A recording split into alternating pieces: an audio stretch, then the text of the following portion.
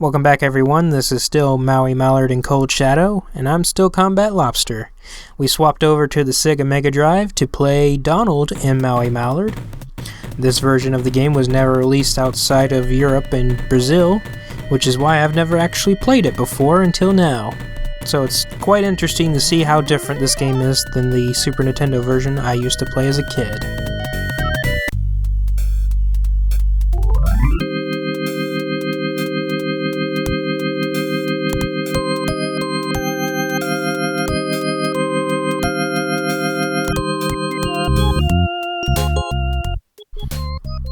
Alright, we've started off. We can't shoot anything until we pick up the first ammo pickup. Our regular ammo has taken a significant downgrade. It has about 1/3 of the range, and it has about half the power, which makes it fairly useless against bosses. So we'll be prioritizing using the other ammos in this game, which is very nice because the game will give us lots and lots of extra ammo for those purposes. This version of the mansion has some extra background effects, like the face that came out of the wall and the mirror that we just passed. The treasures in the game have been replaced with bags of money. The bags of money are still used to get the password at the end of the level, however they're not used to get to the bonus stage. There's something else that we use to get to that. To get the password, we need to collect at least the majority of the bags of money, but there's no indicator of how much you've collected and how much you need to collect, so it's a little vague there. However, it's best to not die when you're collecting all these bags of money, because if you die, you lose all of the bags that you've collected. Meaning, if you die once, you're pretty much screwed out of the password. So I mentioned earlier that we get way more ammo pickups this time around. We also get a new type of ammo, the grenade shot. The grenade shot shoots in a small arc, and it's practically useless on its own. The hitbox is very small, so it's not very practical by itself unless you combine it with the electric or fire ammo, or both.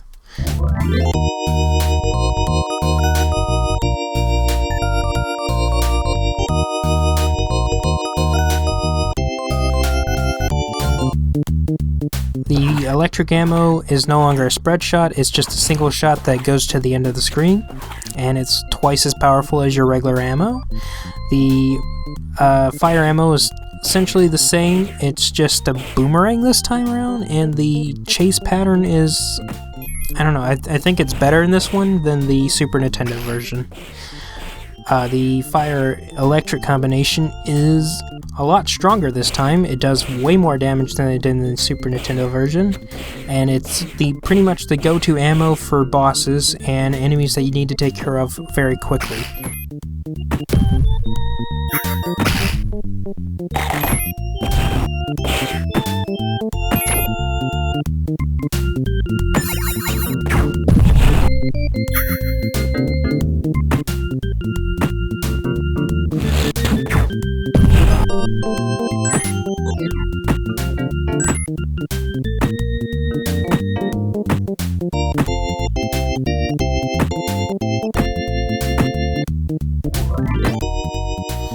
Here we are back at the ceiling fans. All we have to do is jump on them, right?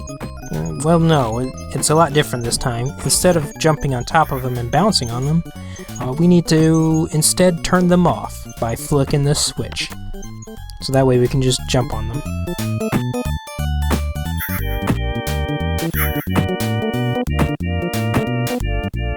The golden bar thing is a golden ticket. It gives us access to the bonus stage at the end of the level. Now we're in the second part of the level. Don't jump off to the right, because if you fall in the water, it's instant death. Instead, you want to go to the left and grab this glowing bug, which will reveal the hidden platforms that you couldn't jump on.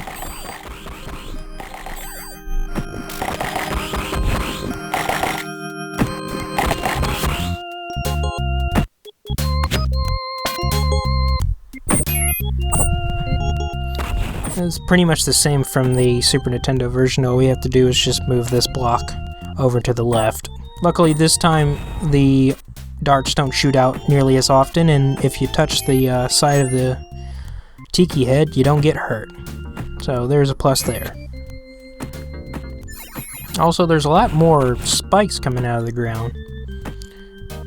Not quite sure what they're doing there as far as decorations go, but whatever.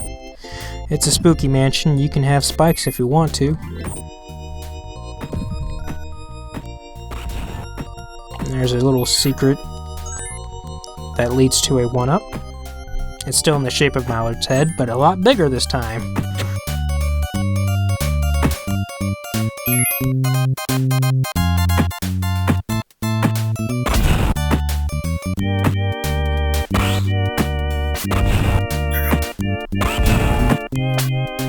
We gotta do it one last time. But instead of jumping on there, we should head over to the left and we'll find a secret as soon as I can figure out how to shoot that spider, because I forgot how to use different ammos. Over to the left we can find a zombie powder bag, and luckily in this version, zombie powder will stay with us as long as we don't die. Which means we can take that zombie powder bag all the way to the end of the game and have an advantage on the final boss. But that's only if we don't die, which I can guarantee you right now I am gonna die in this playthrough. So I'm not counting on keeping it for too long. Alright, here we are at the organ section. There's no platforming included in this part, we just have to get to the top of the organ, and then we can fight the boss at the top.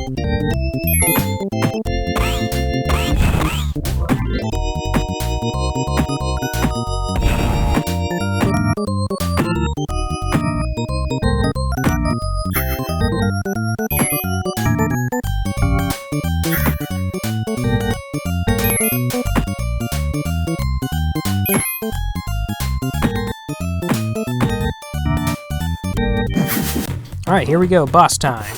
And once again it's the metal spider, except this time he's got a lot more tricks up his sleeve. For starters, he has his own charge attack. All you have to do is just jump over him when he charges at you. If you get close to him, he'll try to poke at you with one of his legs. And lastly, he'll try to cling to the wall and cause rocks to fall on top of you. All you have to do to avoid the rocks is just run to the left, and then once you reach the end of the screen, run to the right. Or vice versa, depending on which end of the screen you're on. I recommend you use the fire-electric ammo combination. It will take him out fairly quickly. In fact, if you're fast enough, you can take him out before the fight even begins.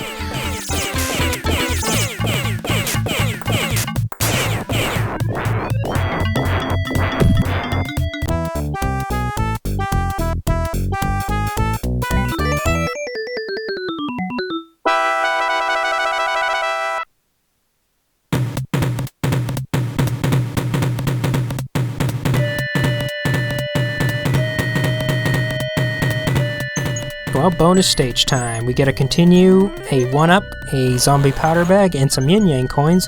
Yin-yang coins will play a part in the next level, but for now it's a power-up. The goal of this bonus stage is to make it to the end without losing all of your power-ups.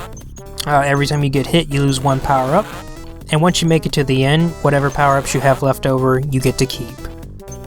And the only thing that will probably trip you up is when you need to break, because it takes a while to actually break your unicycle.